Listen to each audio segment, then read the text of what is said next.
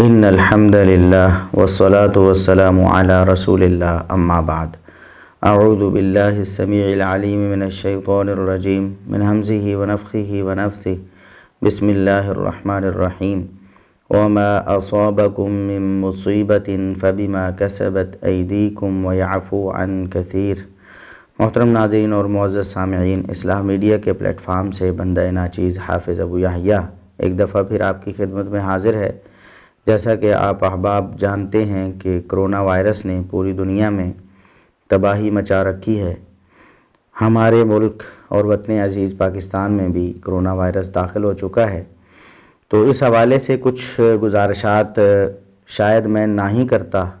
لیکن احباب ہماری ویڈیوز کے کمنٹس میں یوٹیوب چینل پہ جا کے بہت زیادہ یہ ریکویسٹ کرتے رہے ہیں کہ بہت سارے مسائل ہیں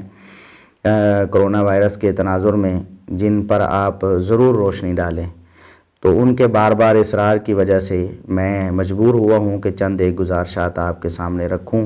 اور چند ایک مسائل جو اس حوالے سے پوچھے جاتے ہیں ان پر میں اپنا ایک موقف جو قرآن و سنت کی روشنی میں ہے وہ پیش کروں۔ تو سب سے پہلے یہ ایک وبا اللہ رب العزت کے عذاب کی صورت میں نازل ہوئی ہے۔ ہمیں اپنے اعمال کی فکر کرنی چاہیے۔ ہماری کون سی بدعمالیاں ہیں جن کی وجہ سے اللہ رب العزت نے ناراض ہو کر یہ وبا دنیا میں بھیجی ہے؟ یہ اللہ رب العزت کا عذاب ہے، اس میں کوئی شبہ نہیں۔ ہمیں اپنے اعمال پر نظر کرنی چاہیے۔ اللہ رب العزت نے ارشاد فرمایا، تمہیں جو بھی مصیبت پہنچتی ہے تمہارے اعمال کی وجہ سے ہوتی ہے، وہ تمہارے کرتوتوں کا نتیجہ ہوتی ہے۔ حالانکہ اللہ رب العزت بہت زیادہ تمہاری خطاؤں اور غلطیوں سے درگزر کرتا ہے، لیکن کسی خطا اور غلطی کے نتیجے میں اللہ رب العزت کوئی عذاب بھیجتا ہے، تو ہمیں چاہیے کہ ہم اللہ رب العزت کے عذاب سے بچنے کے لیے اس کی طرف رجوع کریں، توبہ کریں، استغفار کریں، اپنے اعمال کو درست کریں، گناہوں کو چھوڑ دیں، اللہ رب العزت کی طرف انابت اختیار کریں۔ یہ جو بیماری ہے متعدی بیماری ہے۔ یہاں پر رک کر میں ایک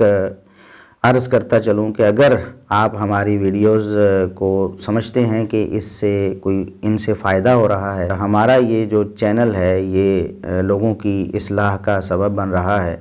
تو آپ اس چینل کو ضرور سبسکرائب کریں۔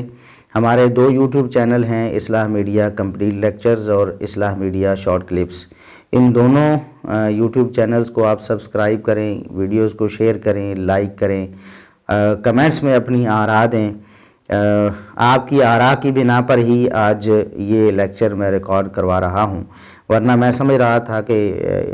بہت سارے علماء نے اپنی اپنی آراء کا اظہار کر دیا ہے تو کافی ہے، لیکن کچھ بھائیوں نے بار بار اصرار کیا کہ اس چینل پہ بھی ویڈیوز اپلوڈ ہونی چاہیے اس حوالے سے، تو آپ اپنی قیمتی آراء کا اظہار کر سکتے ہیں۔ کمنٹس ہم انشاءاللہ کوشش کریں گے تمام کمنٹس کو دیکھا کریں اور اس کے مطابق پھر جو بھی ٹرینڈ بنتا ہے یا جو مطالبہ ہوتا ہے احباب کا اسے پورا کیا جا سکے۔ تو سب سے پہلے تو یہ سمجھ لیں کہ یہ جو بیماری ہے کرونا وائرس والی، یہ متعدی بیماری ہے۔ بعض لوگوں کو شبہ ہو گیا کہ کوئی بیماری متعدی نہیں ہوتی، لا عدوى ولا طیرہ، صحیح بخاری وغیرہ کی احادیث میں موجود ہے کہ کوئی بیماری از خود متعدی نہیں ہوتی۔ تو اس کا مطلب یہ ہے کہ خود کسی بیماری میں یہ صلاحیت نہیں کہ وہ جمپ کر کے کسی پر جا کر گرے اور اس کو بیمار کر دے، بلکہ یہ اللہ رب العزت کی مشیت پہ ہے کہ اللہ رب العزت جس بیماری کو چاہیں، جس کے لیے چاہیں متعدی کر دیں، اور جس بیماری کو چاہیں کسی کے لیے دوسرے کے لیے متعدی نہ کریں۔ یعنی بیماری میں یہ خصوصیت نہیں، یہ اللہ رب العزت کی اذن و مشیت میں یہ خصوصیت ہے کہ بیماری دوسرے کو لگ سکتی ہے۔ اور یہ جو میں نے ایک فہم بیان کیا ہے حدیث کا، یہ نبی کریم صلی اللہ علیہ وسلم کی دیگر احادیث سے ثابت ہے، جیسا کہ فر من المجذوم فرارک من الاسد، یہی حدیث لا عدوى ولا طیرہ۔ اس کے آگے بعض روایات میں یہ الفاظ ہیں کہ مجذوم سے، جو کوڑ کی بیماری والا ہے، اس سے آپ اس طرح بھاگیں جس طرح شیر سے بھاگتے ہیں۔ اور اسی طرح صحیح مسلم کی حدیث کے مطابق نبی کریم صلی اللہ علیہ وسلم نے ایک کوڑ کے مریض والے شخص سے بیعت لینے سے انکار کر دیا۔ دور سے آپ نے دیکھا کہ ایک کوڑھی شخص آ رہا ہے بیعت کرنے کے لیے، تو آپ صلی اللہ علیہ وسلم نے فرمایا کہ ٹھیک ہے تمہاری بیعت ہو گئی، یہیں سے واپس چلے جاؤ۔ تو نبی کریم صلی اللہ علیہ وسلم نے بھی احتیاطی تدبیر کے طور پر اس شخص کو اپنے قریب نہیں آنے دیا۔ تو یہ ایک سبق ان احادیث سے ملتا ہے کہ بیماری متعدی از خود نہیں ہوتی، لیکن اللہ رب العزت جب چاہے، جس بیماری کو چاہے، دوسرے کو لگنے کا سبب بنا سکتا ہے۔ تو احتیاطی تدابیر ہمیں اختیار کرنی چاہیے۔ تو یہ بھی ایک وائرل ڈیزیز ہے، ایک متعدی بیماری ہے جو ایک سے دوسرے کو لگ سکتی ہے، اس لیے جو احتیاطی تدابیر ڈاکٹرز بتا رہے ہیں ان احتیاطی تدابیر پر آپ سختی سے کاربند ہو جائیں۔ اس حوالے سے اسلام کی حقانیت بھی ثابت ہوتی ہے، خصوصاً اس بیماری میں بہت زیادہ نبی کریم صلی اللہ علیہ وسلم کی ایک حدیث کی افادیت معلوم ہوئی، حتیٰ کہ بہت سارے جو غیر مسلم ہیں، غیر مسلم ڈاکٹرز، وہ اس حدیث کو شیئر کرنے پر مجبور ہوئے۔ نبی کریم صلی اللہ علیہ وسلم نے فرمایا کہ جب کوئی وبا کسی علاقے میں آ جائے تو اس علاقے سے کوئی نہ نکلے، اور دوسرے جو ہیں وہ اس علاقے میں جانے سے اجتناب کریں، اور اس علاقے والے اس علاقے سے نکلنے سے اجتناب کریں۔ تو آج جو کرنٹینہ جسے کہا جاتا ہے، اپنے آپ کو آئسولیشن میں ڈال دینا یا کسی علاقے کو آئسولیٹ کر دینا، یہ اس حدیث نے 1400 سال سے بھی زیادہ عرصہ پہلے اس حدیث نے ہمیں بتایا کہ آئسولیشن کیا ہوتی ہے، کوارنٹین کرنا کیا ہوتا ہے، کرنٹینہ سینٹر کیا ہوتا ہے۔ تو نبی کریم صلی اللہ علیہ وسلم نے ارشاد فرما دیا کہ کوئی بھی وبا کے دور میں وبا والے علاقے سے نکل کر دوسرے علاقے میں نہ جائے، اسی طرح باہر والا کوئی وبا والے علاقے میں نہ آئے۔ تو یہ واقعہ صحابہ کرام رضوان اللہ علیہم اجمعین کے دور میں بھی ایک دفعہ پیش آیا۔ سیدنا عمر بن خطاب رضی اللہ عنہ ایک ایسے علاقے میں جانا چاہتے تھے، وہاں وبا پھیلی ہوئی تھی طاعون کی، تو انہوں نے مشورہ کیا صحابہ کرام سے، صحابہ کرام مختلف ہوئے، پھر مشورہ کیا، آخرکار وہ اس نتیجے پر پہنچے کہ ہمیں اس علاقے میں نہیں داخل ہونا چاہیے۔ پھر ایک صحابی نے سیدنا عمر رضی اللہ عنہ سے یہ مناقشہ کیا کہ اللہ کی تقدیر سے آپ بھاگنا چاہتے ہیں، اللہ نے اگر بیماری لکھی ہے آپ کو لگنی ہے تو آپ اس علاقے میں داخل نہ ہو کر بھی بیمار ہو سکتے ہیں۔ تو اس وقت سیدنا عمر رضی اللہ عنہ نے یہ ارشاد فرمایا کہ میں اللہ کی تقدیر سے، اللہ کی تقدیر کی طرف ہی بھاگ رہا ہوں۔ اور بعد میں پھر نبی کریم صلی اللہ علیہ وسلم کی حدیث بھی معلوم ہوگی جس پر صحابہ کرام نے اللہ کا شکر ادا کیا، خصوصاً سیدنا عمر رضی اللہ عنہ نے، کہ ان کا جو اجتہاد تھا کہ اس علاقے میں داخل نہیں ہونا چاہیے، تو نبی کریم صلی اللہ علیہ وسلم کی حدیث بھی اس کی مؤید ہو گئی۔ تو نبی کریم صلی اللہ علیہ وسلم کی احادیث ان کی حقانیت بھی ثابت ہوتی ہے۔ کون شخص یہ کہہ سکتا ہے کہ نبی کریم صلی اللہ علیہ وسلم نے 1400 سال عرصہ، اس سے بھی زیادہ عرصہ پہلے ایک ایسا اصول دے دیا جو آج میڈیکل سائنس جس پر آج عمل کر رہی ہے، وائرل جو بیماریاں ہوتی ہیں متعدی بیماریوں کے حوالے سے۔ تو نبی کریم صلی اللہ علیہ وسلم کا یہ فرمان اس کرونا وائرس میں خصوصی طور پر اس میں بہت زیادہ جامعیت ہے اور بہت زیادہ سبق ہے، کیونکہ یہ وائرس بہت دن تک کسی شخص کے جسم میں رہ سکتا ہے اور اس میں کوئی بھی سمٹمز جو ہے نا وہ شو نہیں ہوتے، علامات ظاہر نہیں ہوتی۔ ہو سکتا ہے کہ 2 ہفتے تک بھی وائرس آپ کے جسم میں یا کسی کے مریض کے جسم میں رہے، لیکن ظاہری علامات نظر نہ آئیں، اس کو بخار بھی نہ ہو، اس کو نزلہ زکام اور کھانسی بھی نہ ہو، لیکن وہ وائرس اس کے اندر موجود ہو۔ اور یہ بھی ہو سکتا ہے کہ وہ بالکل بیمار ہو ہی نہ، وائرس اس کے اندر سے دوسروں کو منتقل ہوتا رہے، اس کی چھینک سے یا اس کی تھوک سے، ذرات سے دوسرے لوگوں کے سانس کے ذریعے ان تک منتقل ہوتا رہے اور وہ بیمار ہو جائیں، لیکن یہ شخص بظاہر تندرست ہی نظر آتا رہے، اس کو بیماری نہ لگے۔ تو یہ اللہ رب العزت کی مشیت پہ ہے۔ تو اس حدیث نے یہ بتا دیا کہ جس علاقے میں بیماری پھیل جائے، مثال کے طور پر چائنا سے اس بیماری کا آغاز ہوا تو چائنا کو کوارنٹین کر دیا جاتا، بالکل بند کر دیا جاتا۔ چائنا سے اس بیماری کے آنے کے بعد جب چند کیس رپورٹ ہو گئے تھے، اس کے بعد نہ کوئی چائنا سے نکلتا اور نہ کوئی چائنا میں جاتا، تو اس حدیث پر عمل کرنے کی وجہ سے یہ سارا مرض وہیں دب کے رہ جاتا، باہر کسی دنیا کے کسی ملک میں نہ جاتا۔ لیکن اس پر عمل نہ کیا گیا، اور بلکہ لوگوں کو سوچنے میں اور اس پر عمل کرنے میں دیر ہوئی، جس کی وجہ سے کیسز جو ہیں وہ بڑھتے چلے گئے چائنا میں بھی، اور پھر چائنا سے آمد و رفت کی وجہ سے پوری دنیا میں یہ کیسز پھیل گئے۔ تو نبی کریم صلی اللہ علیہ وسلم نے کتنی سنہری بات ارشاد فرمائی۔ آپ نے فرمایا کہ وبا والے علاقے سے کوئی شخص نکل کے دوسرے علاقے میں نہ جائے۔ حالانکہ آپ صلی اللہ علیہ وسلم یہ بھی فرما سکتے تھے کہ جو بیمار ہو وہ نکل کے نہ جائے، لیکن آپ صلی اللہ علیہ وسلم نے ایسا نہیں فرمایا۔ فرمایا کہ کوئی بھی شخص نکل کے وبا والے علاقے سے دوسرے علاقے میں نہ جائے۔ کوئی سوچ سکتا ہے کہ یہاں وبا پھیل گئی ہے لیکن میں ابھی تک صحت مند اور تندرست ہوں، میں یہاں رہا تو ہو سکتا ہے مجھے بھی یہ وبا اپنی لپیٹ میں لے لے، تو مجھے بھاگ کر کسی دوسرے محفوظ علاقے میں چلے جانا چاہیے۔ تو نبی کریم صلی اللہ علیہ وسلم نے چونکہ بذریعہ وحی یہ بات ارشاد فرمائی تھی، اس لیے آپ نے فرما دیا کوئی بھی نکل کے نہ جائے۔ اب آج سائنس اس بات کو ثابت کر رہی ہے کہ جو لوگ اپنے آپ کو تندرست سمجھتے ہیں وہ بھی اس وائرس کے کیریئر ہو سکتے ہیں اور اس وائرس کو دوسرے علاقوں میں لے کے جا سکتے ہیں۔ تو یہ قرنطینہ کا اصل جو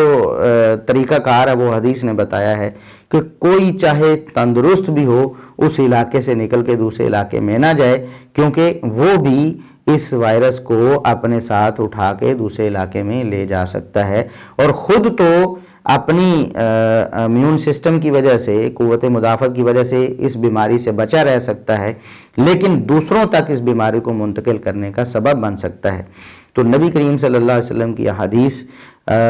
یہ اپنی حقانیت ثابت کرتی ہیں۔ وقتاً فوقتاً بہت سارے واقعات دنیا میں ایسے رونما ہوتے رہتے ہیں، کتنی ایسی باتیں ہیں۔ مثال کے طور پر کتا برتن میں منہ مار جائے تو نبی کریم صلی اللہ علیہ وسلم نے فرمایا اس کو 7 دفعہ دھونا ہے، 1 دفعہ مٹی کے ساتھ دھونا ہے۔ آج سائنس یہ بات ماننے پر مجبور ہو گئی ہے کہ اس کو اتنی دفعہ دھونے اور 1 دفعہ مٹی کے ساتھ دھونے کا کیا اس کی لاجک کیا ہے، اس کی وجہ کیا ہے۔ تو سائنس آج یہ ماننے پر مجبور ہو گئی ہے کہ عام جانوروں کی نسبت کتے کے لعاب میں ایسے جراثیم ہوتے ہیں جو بغیر مٹی یا صابن سے اچھی طرح مانجنے اور صاف کرنے کے برتن سے دور نہیں ہوتے۔ اس طرح اور بھی بہت ساری باتیں ہیں۔ تو نبی کریم صلی اللہ علیہ وسلم کی احادیث اپنی حقانیت منواتی ہیں اور قیامت تک منواتی رہیں گی۔ تو بہرحال جتنی بھی احتیاطی تدابیر ہیں جو ڈاکٹرز نے بتائی ہیں ان پر سختی سے کاربند ہونا چاہیے۔ بعض لوگ توکل کا غلط مطلب لیتے ہیں، وہ سمجھتے ہیں کہ اللہ پر توکل ہے تو لہٰذا اللہ کے حکم سے کے بغیر تو کوئی بیماری نہیں لگ سکتی، تو ہمیں کھلے عام چلنا پھرنا چاہیے اور کوئی احتیاط نہیں کرنی چاہیے۔ حالانکہ یہ بالکل غلط ہے۔ محمد الرسول اللہ صلی اللہ علیہ وسلم جو اس دنیا کے سب سے بڑے متوکل شخص ہیں اور سب سے زیادہ اللہ سے ڈرنے والے اور سب سے نیک بھی ہیں، آپ صلی اللہ علیہ وسلم جب اسباب اختیار کرتے ہیں اور احتیاط کرتے ہیں، جیسا کہ میں نے عرض کیا کہ آپ نے ایک کوڑی شخص کو ملنے سے انکار کر دیا، اس کو دور سے ہی واپس بھیج دیا، تو اور کون ہو سکتا ہے جس کا توکل محمد الرسول اللہ صلی اللہ علیہ وسلم کے توکل سے بھی زیادہ، اور وہ سمجھے کہ نہیں میں زیادہ اللہ کا ڈر رکھتا ہوں یا میرے اندر ایمان زیادہ ہے، توکل زیادہ ہے۔ اس سے آگے اسلام نے جو صفائی کا ایک تصور دیا تھا، آج سائنس اس کو ماننے پر مجبور ہوگی۔ کل تک جو لوگ ہمیں تانے دیتے تھے کہ یہ جو مولوی ہیں یہ ہاتھ صاف کرنے اور یہ ناک صاف کرنے اور یہ گلے کی صفائی اور یہ ہاتھ پاؤں دھونے کے بارے میں بتاتے رہتے ہیں، لوگ تو دنیا تو چاند تک پہنچ چکی ہے، وہ جو چاند پر پہنچ چکے تھے اور چاند سے بھی آگے جانے کے دعوے دار تھے اور نظام فلکی کو جو کھنگال رہے تھے اور جو کہکشاؤں میں مارے مارے پھر رہے تھے سائنس کی بدولت، اور وہ سارے کے سارے آج اسلام کی اسی بتائی ہوئی صفائی کو لوگوں کو سکھانے پر مجبور ہو گئے ہیں۔ وہ کہہ رہے ہیں کہ ہاتھوں کو بار بار دھوئیں، بار بار صاف کریں، بار بار دھوئیں، ناک کو صاف کریں، گلے کو اس کے گرارے کریں، یہ کریں وہ کریں۔ تو اسلام نے ان ساری چیزوں کو ایک جملے میں سمو دیا تھا کہ الطہور شطر الایمان، کہ ایمان جو ہے جس کی وجہ سے بندہ مسلمان اور مومن بنتا ہے، وہ ایمان اس کا ایک بڑا حصہ صفائی پر مشتمل ہے۔ الطہور شطر الایمان، اس کو نصف ایمان بھی کہا گیا۔ تو صفائی کی جو اہمیت اسلام میں تھی، آج سائنس اسے ماننے پر مجبور ہو چکی ہے۔ سائنس اسی صفائی پر زور دے رہی ہے جس پر اسلام نے 1400 سال سے بھی زیادہ عرصہ پہلے زور دیا تھا۔ تو اگر لوگ حقیقت میں مسلمان ہو جائیں تو انشاءاللہ اس وائرس کا بہت آسانی سے مقابلہ کر سکتے ہیں۔ ایک مسلمان جو ہے وہ دن میں 5 وقت، کم از کم 5 وقت، اس سے زیادہ بھی ہو سکتا ہے، 5 نمازیں تو اس نے ادا کرنی ہیں۔ ہر فرض نماز سے پہلے اس کو طہارت اور صفائی کا حکم ملا ہے، اور اس نے اس میں ہاتھ بھی دھونے ہیں، اپنا ناک بھی صاف کرنا ہے، اپنے گلے کی بھی صفائی کرنی ہے، اپنا منہ بھی صاف کرنا ہے، اور اپنا پورا ایسے تمام اعضاء جو ظاہر ہیں ان کو پاک کرنا ہے اس نے پانی کے ساتھ۔ وضو جو ہے یہ طہارت کا ایک بہترین ذریعہ ہے۔ ایک مسلمان اگر اسلام پر عمل پیرا ہے تو اس کا مطلب یہ ہے کہ وہ اس وائرس سے بچنے کے لیے بہت حد تک تیار ہے۔ اس کو کوئی ایکسٹرا جو ہے وہ کوششیں نہیں کرنا پڑیں گی، وہ اپنے آپ کو ویسے ہی صاف رکھتا ہے۔ نبی کریم صلی اللہ علیہ وسلم طہارت کے پیکر تھے، آپ صلی اللہ علیہ وسلم نفاست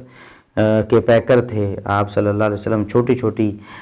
اس طرح کی جو گندگی اس سے بچ کے رہتے تھے۔ یہ جو لوگ ہیں اپنے آپ کو بڑے متمدن کہتے ہیں، آج یہ اپنی عوام کو بار بار یہ سکھا رہے ہیں کہ تم یہ کرو، اس کا مطلب یہ ہے کہ ان کے اندر، ان کی تہذیب و تمدن میں صفائی کو وہ مقام حاصل نہیں تھا جو ہونا چاہیے تھا۔ تو الحمدللہ ہم مسلمان ہیں، ہم وضو کرتے ہیں، تو ہمیں تو ہمارے دین نے بتایا ہے کہ جب آپ وضو کرتے ہیں، آپ اپنے ہاتھ دھوتے ہیں تو ہاتھوں کے گناہ اللہ رب العزت جھاڑ دیتے ہیں، آپ ظاہری و باطنی دونوں اعتبار سے پاک ہو جاتے ہیں۔ آپ کلی کرتے ہیں تو کلی سے آپ کے گناہ منہ کے جھڑ جاتے ہیں، زبان کے گناہ جھڑ جاتے ہیں۔ چہرے کو دھوتے ہیں، چہرے کے گناہ، آنکھوں سے جو گناہ سرزد ہوئے وہ سارے بھی چلے جاتے ہیں۔ اسی طرح آپ بازو دھوتے ہیں، پھر آپ سر کا مسح کرتے ہیں، کانوں کا مسح کرتے ہیں، کانوں کے گناہ جھڑ جاتے ہیں، سر کے گناہ جھڑ جاتے ہیں، پاؤں کو دھوتے ہیں تو پاؤں کے گناہ جھڑ جاتے ہیں۔ تو اسلام نے تو ہمیں ظاہری اور باطنی دونوں اعتبار سے پاکیزگی اور طہارت کا بار بار سبق دیا ہے۔ تو ایک مسلمان کو چاہیے کہ وہ اسلام پر عمل پیرا ہو جائے، ان حالات کو دیکھ کر وہ اللہ رب العزت کی طرف توجہ کرے، تو انشاءاللہ اس کے بہت زیادہ مسائل تو ویسے ہی حل ہو جائیں گے۔ اب بہت زیادہ پرابلم جو ان دنوں میں آ رہی تھی وہ مسجدوں میں نماز کے حوالے سے تھی۔ اکثر ساتھی بار بار اصرار کرتے رہے کہ آپ اپنا پوائنٹ آف ویو جو ہے وہ ہمارے سامنے رکھیں کہ ہمیں ان دنوں میں مسجدوں میں جانا چاہیے یا نہیں۔ تو میں انتظار کر رہا تھا کہ بڑے علماء اس میں علماء عوام کی رہنمائی کر رہے ہیں، تو بہرحال اس میں اختلاف معمولی سا علماء کا رہا ہے، لیکن وہ اصولی اختلاف نہیں، میں نہیں سمجھتا کہ وہ کوئی اصولی اختلاف ہو،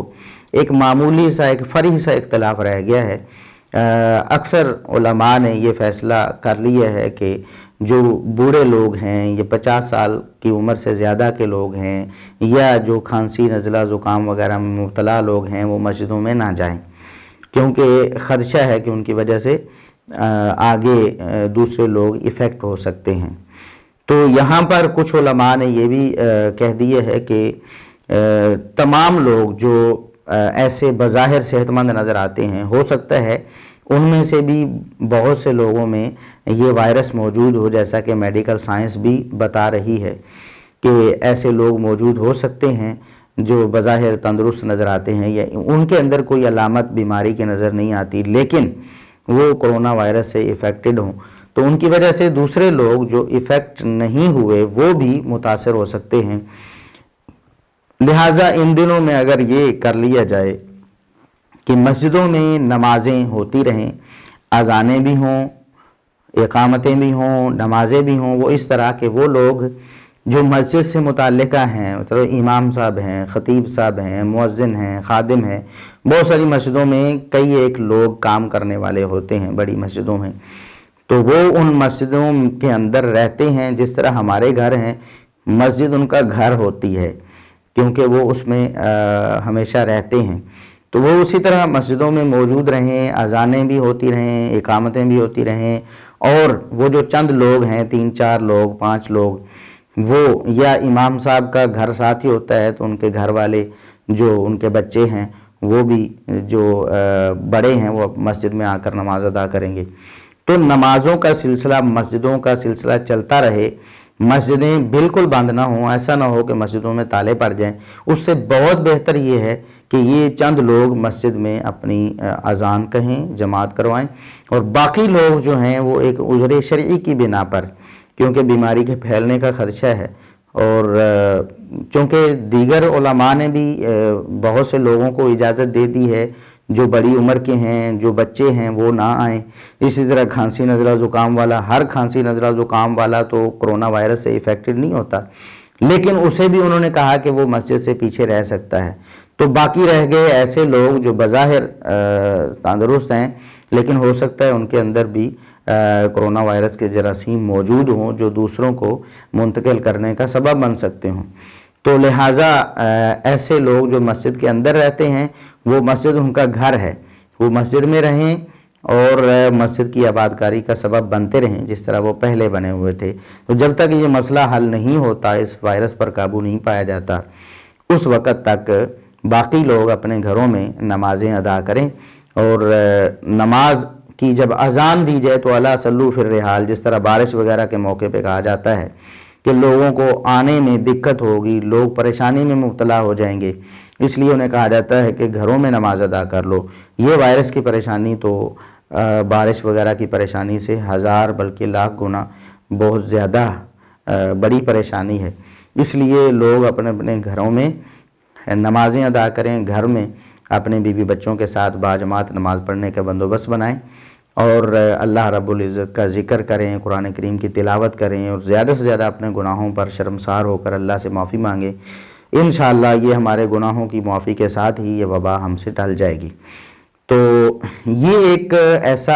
پائیدار حل ہے جس سے بہتر شاید ہماری نظر میں ایسا کوئی نہیں ہے۔ باقی جو علماء اب بھی کہہ رہے ہیں کہ مسجدوں میں لوگوں آنا چاہیے، جو بظاہر صحت مند لوگ نظر آ رہے ہیں وہ مسجد میں آئیں، تو وہ بھی مجتہد ہیں۔ عوام کو سپیس دینی چاہیے علماء کی آراء کو۔ اگر ایک سے زیادہ آراء آ جاتی ہیں تو ان کو محض ایک تعصب کی بنا پر کہ یہ میرے بزرگوں کا قول ہے اور یہ فلاں صاحب کا قول ہے، تو میں دوسرے کی جو ہے وہ رائے کو اہمیت نہ دوں، یا اس کو نعوذ باللہ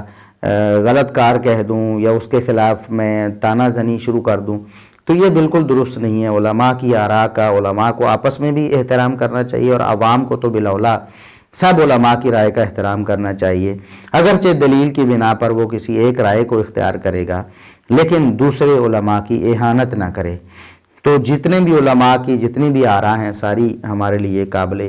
قدر ہیں۔ ہو سکتا ہے کہ آج ایک عالم کی جو رائے آپ کو پسند نہیں آ رہی، کل کو دلیل کی روح سے اس کی رائے آپ کو پسند آ رہی ہو اور دوسرے کی پسند نہ آ رہی ہو۔ تو اس لیے سب علماء آپ کے لیے سرمایہ ہیں۔ یہ ایک چھوٹا سا اختلاف جو باقی رہ گیا ہے، تو اس کی بنا پر علماء کو تقسیم نہ کریں، اور نہ عوام کو تقسیم کر کے کہ یہ فلاں عالم والے، یہ فلاں عالم والے، یہ طریقہ کار مناسب نہیں ہے۔ مسجدوں میں اسی طرح جمعے کے حوالے سے بھی ہماری رائے یہی ہے کہ جو خطیب صاحب ہیں، جو امام صاحب، جو خادم، جو مؤذن، جو مسجد سے متعلقہ لوگ ہیں، وہ جمعے کا اہتمام کریں، جمعے کو ختم نہ کریں، جمعے کو معطل نہ کر دیں، مسجدوں کو تالے نہ لگا دیں، بلکہ جمعہ ہوتا رہے۔ ہاں، سپیکر کھول کر آپ لوگوں کو بھی واعظ و نصیحت سنا سکتے ہیں۔ اگرچہ جو لوگ گھروں میں نماز پڑھیں گے مجبوری کی وجہ سے، وہ ظہر کی نماز ادا کریں گے، وہ سپیکر پر جمعے کی نماز کی اقتدا نہیں کر سکتے، لیکن واعظ و نصیحت تو سن سکتے ہیں۔ اسے لائیو بھی چلایا جا سکتا ہے، اسے ریکارڈ کر کے بھی لوگوں تک پہنچایا جا سکتا ہے۔ لوگ اس واعظ و نصیحت سے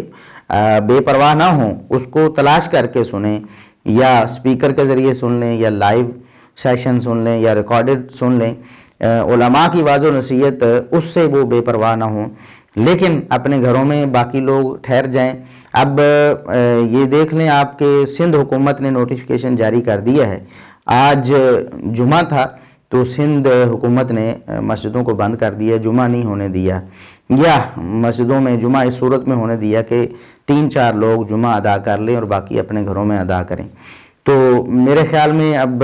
ہمیں خود اس سٹیج پہ پہنچ جانا چاہیے، کہیں یہ نہ ہو کہ وہ مسجدوں کی تالہ بندی کریں اور پھر ہمیں اس بات کو ماننا پڑے۔ تو ہماری رائے یہی ہے کہ مسجدوں میں جمعہ ہوتا رہنا چاہیے، جماعت بھی ہوتی رہنی چاہیے، اس صورت میں کہ باقی لوگ بھی اس سے ایفیکٹ نہ ہوں۔ احتیاطی تدابیر کے تحت سرکاری اور گورنمنٹ کا حکم بھی مان لیا جائے اور مسجدوں میں باجماعت نماز اور جمعہ بھی ہوتا رہے۔ باقی اکثر لوگ یہ پوچھتے ہیں آج کل کے ماحول میں ماسک لگا کر نماز پڑھنا کیسا ہے؟ ماسک لگا کر نماز پڑھنا یعنی چہرے کو ڈھانپ کر نماز پڑھنا، یہ اگرچہ بعض علماء اس سے منع کرتے ہیں لیکن کوئی مرفوع حدیث اس بارے میں ثابت نہیں ہے۔ نبی کریم صلی اللہ علیہ وسلم نے منع فرمایا ہو منہ یا چہرہ ڈھانپ کر نماز پڑھنے سے، ایسی کوئی مرفوع حدیث نبی کریم صلی اللہ علیہ وسلم کا فرمان ثابت نہیں ہے۔ ایک روایت جو اس حوالے سے ملتی ہے وہ سندن ضعیف ہے، الحسن بن زکوان جو اس میں ضعیف مدلس راوی ہے اور سماع کی تصریح نہیں کی انہوں نے، لہٰذا نبی کریم صلی اللہ علیہ وسلم سے ثابت نہیں۔ اسی طرح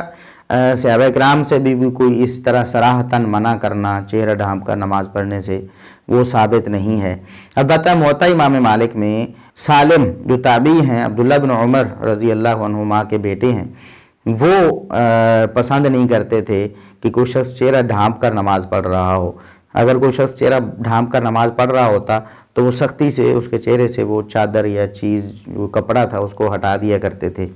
تو یہ ان کا ایک فعل ہے جس سے زیادہ کراہت ثابت ہوتی ہے کہ یہ ایک ایسا پسندیدہ عمل نہیں ہے جس کو وہ چاہتے تھے کہ ختم ہو جانا چاہیے۔ لیکن ان حالات میں جب کہ مجبوری ہے کسی شخص کی کہ وہ اپنا چہرہ ڈھانپے، جس طرح ماسک وغیرہ لگایا ہوتا ہے جراثیم سے بچنے کے لیے، تو اس میں کوئی حرج نہیں ہے، بالکل بغیر کسی پریشانی کے ماسک لگا کر کوئی بھی شخص نماز ادا کر سکتا ہے۔ اسی طرح پہلے بھی یہ سوال ہوتے تھے، ایسی خواتین جو گھر سے باہر کسی کام کے لیے گئی ہیں کسی پارک وغیرہ میں اور وہاں مسجد قریب نہیں ہے، نماز کا وقت نکل رہا ہے، تو وہ کیا کریں؟ کیا کسی پارک میں وہ باقی تو مکمل پردے میں ہیں لیکن وہ سمجھتی ہیں کہ چہرہ اگر ہم ننگا کریں گے تو لوگ جو ہیں غیر محرم ان کی نظر پڑ جائے گی، تو کوئی حرج نہیں ہے، وہ مکمل پردے میں اسی طرح نماز ادا کر سکتی ہیں۔ تو چہرہ ڈھانپ کر نماز ادا کرنا یہ ایسا ممنوع نہیں ہے کہ اس کی وجہ سے نماز ہی نہ ہو، اور خصوصاً جب کہ مجبوری ہو تو یہ بالکل جائز ہے، اس میں کوئی حرج نہیں ہے۔ اور مصافحہ کے حوالے سے اکثر لوگ بہت زیادہ جذباتی ہو جاتے ہیں، کہتے ہیں جی مصافحہ کرنے سے اگر کرونا لگتا ہے تو ہم جناب 100 دفعہ مصافحہ کرنے کے لیے تیار ہیں۔ دیکھیں نبی کریم صلی اللہ علیہ وسلم سے بڑھ کر کوئی متقی اور کوئی توکل والا شخص نہیں ہے، یہ بات پہلے بھی میں عرض کر چکا ہوں۔ آپ صلی اللہ علیہ وسلم نے کووڈ کے ایک مریض کو اپنے پاس نہیں آنے دیا اور اس سے بیعت نہیں لی، یعنی اس کا ہاتھ اپنے ہاتھ سے ٹچ نہیں ہونے دیا، دور سے ہی فرمایا کہ آپ چلے جاؤ، آپ کی بیعت ہو گئی ہے۔ تو یہ حدیث ہمیں بتاتی ہے کہ احتیاطی تدابیر کے طور پر اگر ہاتھ ملانے سے اگر ہمیں رکنا پڑے تو کوئی حرج والی بات نہیں ہے، زبان سے آپ سلام کر دیں۔ ان حالات میں جب کہ خدشہ ہے کہ اس وجہ سے وائرس پھیلتا ہے، آپ مصافحہ نہ کریں۔ اسی طرح بعض لوگ کہتے ہیں جی مساجد میں آپ لوگ کیوں روک رہے ہیں لوگوں کو، مساجد میں آنے دیں، مساجد تو شفا خانے ہیں۔ دیکھیں نبی کریم صلی اللہ علیہ وسلم کا جسم اطہر وہ خود باعث شفا تھا اور باعث برکت تھا۔ آپ صلی اللہ علیہ وسلم کے دنیا سے چلے جانے کے بعد بھی آپ کے مبارک کپڑوں سے جو آپ کے جسم کے ساتھ ٹچ ہوتے رہے، ان سے لوگ شفا حاصل کرتے رہے، ان کو بھگو کر مریضوں کو پلاتے تو مریض شفا یاب ہو جاتے تھے۔ اس کے باوجود خود آپ صلی اللہ علیہ وسلم کا جسد اطہر آپ جب دنیا میں موجود تھے تو ایک کوڑی شخص آتا ہے تو آپ اس کو اپنے جسم سے ٹچ نہیں ہونے دیتے، دور سے واپس بھیج دیتے ہیں۔ حالانکہ آپ صلی اللہ علیہ وسلم کا ہاتھ بھی شفا کا مرکز تھا، اس میں تو کوئی شبہ نہیں ہے، لیکن یہ عین ممکن ہے کہ کوئی بیماری جو ہے متعدی وہ دوسرے کو لگ جائے، حتیٰ کہ نبی کریم صلی اللہ علیہ وسلم نے بھی اس سے پرہیز فرمایا، جبکہ آپ تو مجسم شفا تھے، آپ صلی اللہ علیہ وسلم کے تو جسم میں شفا ہی شفا تھی۔ تو یہ جذباتی باتیں بعض لوگوں نے کی ہیں ممبروں پر۔ میرے والد صاحب مجھے بتا رہے تھے، میں فون پہ بات ہوئی ان سے، تو وہ بتا رہے تھے کہ ہماری مسجد میں ایک خطیب صاحب نے جمعہ پڑھایا تو وہ کہتے ہیں جی اللہ اگر نہ مارے تو کوئی نہیں مار سکتا، کوئی وائرس نہیں ہے، میں کسی سے نہیں ڈرتا جی، میرے سامنے لاؤ جی، میں اس کے ساتھ مصافحہ کرنے کے لیے تیار ہوں، اور میں اس کے ساتھ معانقہ اور جپھی ڈالنے کے لیے بھی تیار ہوں۔ تو میں نے کہا کہ اگر ان کا ایمان اتنا ہی زیادہ قوی ہے، نبی کریم صلی اللہ علیہ وسلم سے بھی اوور وہ سمجھتا ہے اپنے آپ کو، تو اس شخص سے کہیں کہ وہ پھر مینار سے جا کے چھلانگ لگا دے، بسم اللہ الذی لا یضر مع اسمہ شیء فی الارض ولا فی السماء وہو السمیع العلیم، یہ دعا ہے نا، اور اس دعا پہ نبی پاک صلی اللہ علیہ وسلم کا فرمان بھی ہے کہ اس کے پڑھنے کے بعد کوئی چیز نقصان نہیں دیتی۔ تو یہ دعا وہ فجر کے بعد پڑھے اور مینار پہ جا کے چھلانگ لگا دے اور کہے کہ مجھے تو کچھ نہیں ہوگا، تو ایسا نہیں ہے۔ یہ نہیں کہ کوئی شخص جناب یہ دعا پڑھنے کے بعد پھر زہر پی لے اور کہے کہ مجھے کوئی نقصان نہیں ہوگا، یہ ساری جذباتی باتیں ہیں، مسلمانوں کو ایسی باتیں نہیں کرنی چاہیے۔ ہمارا دین بھی ایسے جذباتی فیصلوں کی حمایت نہیں کرتا۔ تو جب نبی کریم صلی اللہ علیہ وسلم نے ایک شخص سے مصافحہ نہیں کیا، خدشہ تھا کہ اس سے بیماری لگ جائے گی، حالانکہ خود آپ صلی اللہ علیہ وسلم فرما رہے ہیں لا عدویٰ،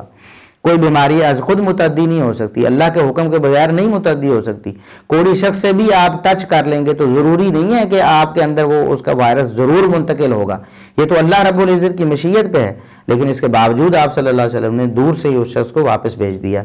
تو مصافحہ کے حوالے سے آپ محتاط ہو جائیں۔ اگر آپ نے کسی سے مصافحہ کر لیا ہے باہر نکلے ہوئے تو آپ اپنے ہاتھوں کو اچھی طرح دھو لیں، احتیاط، اسلام احتیاط سے نہیں روکتا ہے۔ ایک اور بات بہت زیادہ بڑھا چڑھا کر ان دنوں میں بیان کی جا رہی ہے کہ نبی کریم صلی اللہ علیہ وسلم نے فرمایا کہ طاعون مدینہ میں داخل نہیں ہو سکتا، مدینہ میں دجال اور طاعون داخل نہیں ہو سکتے۔ تو وہ کہتے ہیں پھر مدینہ کو کیوں بند کر دیا گیا؟ مسجد نبوی بھی مکمل سیل کر دی گئی، مسجد الحرام بھی سیل کر دی گئی ہے۔ اگر طاعون مدینہ میں نہیں جا سکتا، حرم میں داخل نہیں ہو سکتا، تو پھر اس کو بند کرنے کا کیا توقع ہے؟ اور وہ کہتے ہیں کہ سعودی حکومت کا یہ فیصلہ بالکل غلط ہے کہ انہوں نے ان مسجدوں کو عام لوگوں سے بند کر دیا ہے۔ تو دیکھیں، پہلی بات یہ ہے کہ طاعون اور چیز ہے اور کرونا وائرس الگ چیز ہے، اس کی سمپٹمز بھی اور ہیں،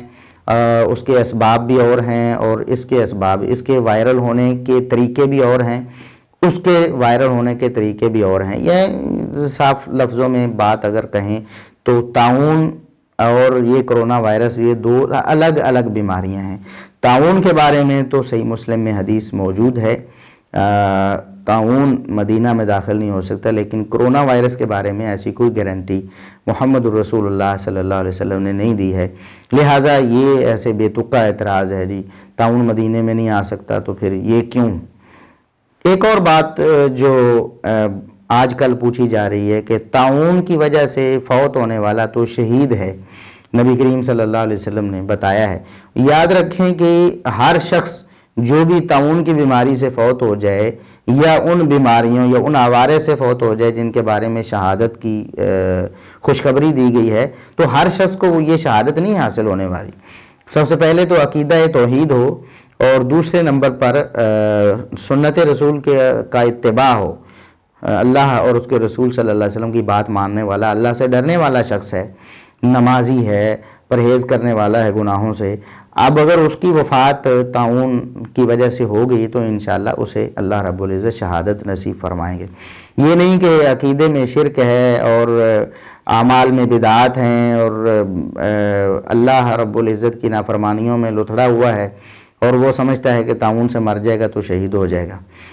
طاعون اگرچہ یہ کرونا وائرس سے ایک الگ چیز ہے، لیکن نبی کریم صلی اللہ علیہ وسلم نے مبتون کو بھی شہید کہا۔ ایسا شخص جو توحید و سنت پہ کاربند ہے وہ کرونا وائرس سے فوت ہوتا ہے تو مبتون کے حکم میں انشاءاللہ وہ شامل ہو جائے گا، کیونکہ پیٹ کی بیماری سے فوت ہونے والا اس کو بھی نبی کریم صلی اللہ علیہ وسلم نے شہید کہا ہے۔ یہ جو وائرس ہے زیادہ تر ایفیکٹ کرتا ہے ہمارے لنگز کو، پھیپھڑوں کو، تو وہ پیٹ میں ہی ہیں۔ تو انشاءاللہ ہماری یہی رائے ہے کہ وہ شخص مبتون کے حکم میں ضرور داخل ہو جائے گا۔ مطعون یعنی طاعون والے کے حکم میں داخل نہ ہو تو بھی مبتون کے حکم میں داخل ہو کر، پیٹ کی بیماری ہے چونکہ، لہٰذا وہ بھی انشاءاللہ اس شہادت کے درجے کو پہنچ جائے گا۔ شرط یہ ہے کہ وہ توحید و سنت پر کاربند ہو۔ ایک اور بات جو ان دنوں میں بہت زیادہ کی جا رہی ہے کہ ایک حدیث میں آتا ہے کہ حج موقوف ہو جائے گا قیامت کے قریب، حج موقوف ہو جائے گا۔ تو کہتے ہیں کہ یہ وہ موقع آ گیا ہے چونکہ حج موقوف ہو گیا ہے۔ پہلی بات تو یہ ہے کہ حج موقوف نہیں ہوا ہے، ابھی تک ایسا کچھ بھی نہیں ہے کہ حج بالکل موقوف کر دیا جائے۔ اگر حفاظتی اقدامات کے تحت باہر سے بیرون ملک سے لوگوں کو روک دیا جائے، پھر بھی یہ ضروری نہیں ہے کہ بالکل بھی پابندی لگ جائے اور کوئی ایک شخص بھی حج ادا نہ کر سکے، ایسا نہیں ہے۔ اور انشاءاللہ امید یہی ہے کہ وہاں کے کچھ لوگ حج ضرور ادا کریں گے۔ اور اگر حج بالکل بھی موقوف ہو جائے خدا نہ خواستہ، تو پھر بھی یہ اس کرونا وائرس کے حوالے سے یہ حدیث نہیں ہے کہ اس کرونا وائرس کی وجہ سے حج موقوف ہو۔ اس سے پہلے بھی کئی دفعہ ایسے ہوا کہ حج موقوف کر دیا گیا، کچھ وباؤں اور بیماریوں کی وجہ سے اور کچھ سیاسی حالات کی وجہ سے۔ تاریخ میں کئی دفعہ ایسے ہو چکا ہے، درجنوں ایسے واقعات موجود ہیں کہ حج موقوف ہوا۔ اگر وہاں ہو گیا تو اس وقت اگر ہو جائے گا تو اس کا اس حدیث سے کوئی تعلق نہیں۔ وہ حدیث بالکل قرب قیامت کے بارے میں ہے، حتیٰ کہ یاجوج ماجوج کے نکلنے کے بھی بعد کا وہ واقعہ ہے کہ اس کے بعد حج موقوف ہوگا اور وہ قیامت کے بالکل قریب کا واقعہ ہوگا۔ تو اس واقعے کو کرونا وائرس سے ملانا اور تانے بانے ملا کے عجیب و غریب قسم کی سازشی تھیوریاں تیار کرنا، یہ کچھ لوگ کرتے رہتے ہیں، اللہ رب العزت انہیں ہدایت دے۔ اسی طرح پچھلے دنوں میں یہ پرندوں کا طواف دکھایا جی، انہوں نے طواف لوگوں کا روکا ہے تو اب پرندے طواف کر رہے ہیں جی، حالانکہ اس کا کوئی تک ہی نہیں بنتا اس بات کا، اور پرندے کوئی مکلف نہیں ہیں اس طواف کے کرنے کے، اور نہ اس کو کوئی ایسا قرار دیا جا سکتا ہے کہ لوگوں کی جگہ پر پرندے جو ہیں وہ طواف کر رہے ہوں۔ اس قسم کے غول پرندوں کے وہ دیگر جگہوں پہ بھی، بعض مندروں کے ارد گرد بھی اڑتے دکھائی دیتے ہیں، تو پھر کیا وہ مندروں کا پھر طواف کر رہے ہوں گے؟ تو ایسی باتیں جو نان سینس پر مشتمل ہوتی ہیں مسلمانوں کو نہیں کرنی چاہیے، بالکل یعنی بیوقوفی والی اور بے عقلی والی باتیں ہیں۔ اور لوگ ان باتوں کو پھر واٹس ایپ وغیرہ پہ اور فیس بک سوشل میڈیا پہ یوں پھیلاتے ہیں ثواب کی نیت سے۔ وہ سمجھتے ہیں کہ شاید یہ زیادہ سے زیادہ لوگوں تک پہنچے گی تو شاید ہمارا کچھ جنت میں محل بن جائے گا۔ یہ جھوٹ ہیں، ان جھوٹوں کو پھیلانے سے آپ اجتناب کریں۔ اسی طرح کرونا وائرس کے علاج کے حوالے سے بعض بہت بیوقوفی والی باتیں، کسی نے کہا جی وہ کچا پیاز کھا لو جی اور اتنے 15 منٹ بعد آپ جناب اپنا ٹیسٹ کروا لیں، کلیئر آ جائے گا۔ بھئی آپ اس کو علاج قرار دے رہے ہیں تو آپ نے پہلے کسی مریض پر ٹیسٹ کیوں نہیں کر لیا؟ اسے ٹیسٹ کر کے آپ 15 منٹ پہلے اس کا پازیٹیو کرونا وائرس کا ٹیسٹ دکھائیں، اس کے بعد اس کو پیاز کھلائیں اور اس کی ویڈیو بھی بنا لیں، اور 15 منٹ بعد دوبارہ اس کو ٹیسٹ کروا کے اس کی نیگیٹو رپورٹ لوگوں کو دکھائیں تو ان کو پتہ چلے۔ تو ایسے ہی بس سنی سنائی ایسے لوگ ہانکتے رہتے ہیں یہ۔ اور کسی نے کہا جی، کسی بزرگ نے کھڑے ہو کر لوگوں کے سامنے، مجھے وہ جناب اس کا جو علاج مل گیا، وہ علاج کیا ہے جی؟ کبوتر کو لو، کبوتر کے پوٹے میں یعنی اس کی جو اوجری ہوتی ہے اس کے اندر ایک جھلی ہوتی ہے چھلکا، وہ آپ اتاریں، اس میں جناب کرونا وائرس کی شفا ہے۔ وہ پتہ نہیں اس طرح کے کتنے لوگ اپنی طرف سے اس طرح کی بیوقوفیاں مارتے رہتے ہیں۔ ہاں کوئی ایسی بات کریں آپ کہ نبی کریم صلی اللہ علیہ وسلم کی احادیث سے کچھ ثابت ہو یا سائنٹیفیکلی کوئی چیز ثابت ہو تو تب تو آپ اس کو کوئی اہمیت دے سکتے ہیں۔ نبی کریم صلی اللہ علیہ وسلم نے فرمایا کہ کلونجی میں ہر مرض کی شفا ہے۔ کوئی طبیب، کوئی حکیم اس کا کوئی ایسا کارگر طریقہ بتائے کہ آپ اس کو اس طرح استعمال کریں تو انشاءاللہ شفا ہوگی، تو اس کو پرکھا جا سکتا ہے۔ اسی طرح شہد میں شفا ہے، زیتون میں شفا ہے۔ اس طرح کی کوئی پڑھے لکھے لوگ، ڈاکٹر یا حکیم ایسی کوئی چیز سجیسٹ کرتے ہیں تو اس کو پرکھا اور آزمایا جا سکتا ہے۔ اور ایسے ہی خام خواہ پیاز اور پتہ نہیں کیا کیا، کسی کو خواب آ جاتا ہے اور ہر ایک کو خواب الگ آتا ہے، اور ہر ایک کا دعویٰ یہ ہے کہ نبی کریم صلی اللہ علیہ وسلم نے کرونا وائرس کا علاج خواب میں بتایا ہے۔ بھلا دیکھو اللہ کے بندو، نبی کریم صلی اللہ علیہ وسلم ہر شخص کے خواب میں الگ الگ جو ہے وہ علاج بتا رہے ہوں گے، پھر تو سب کو ایک ہی اکٹھا ایک ہی وقت میں خواب آ جانا چاہیے تھا۔ تو ان خوابوں کی بھی کوئی حقیقت نہیں ہے۔ خواب میں نبی کریم صلی اللہ علیہ وسلم کو جس نے دیکھا اس نے نبی کریم صلی اللہ علیہ وسلم کو ہی دیکھا، یہ بات تو برحق ہے۔ لیکن صرف صحابہ کرام یقینی طور پر یہ دعویٰ کر سکتے ہیں کہ ہم نے نبی کریم صلی اللہ علیہ وسلم کو خواب میں دیکھا، باقیوں کا تو غالب گمان ہو سکتا ہے۔ اور آج کل کے عام لوگ جن کو پتہ ہی نہیں محمد الرسول اللہ صلی اللہ علیہ وسلم کی صورت اور سیرت کیسی ہے، وہ اگر اس طرح کے دعوے کریں گے کہ ہم نے نبی کریم صلی اللہ علیہ وسلم کو خواب میں دیکھا ہے، تو وہ یقیناً شیطان کے بہکاوے میں آ کر اس طرح کی باتیں کر رہے ہوں گے، اور اس طرح عجیب و غریب باتیں لوگوں میں پھیلی ہوتی ہیں۔ تو اللہ رب العزت ہمیں اس بیماری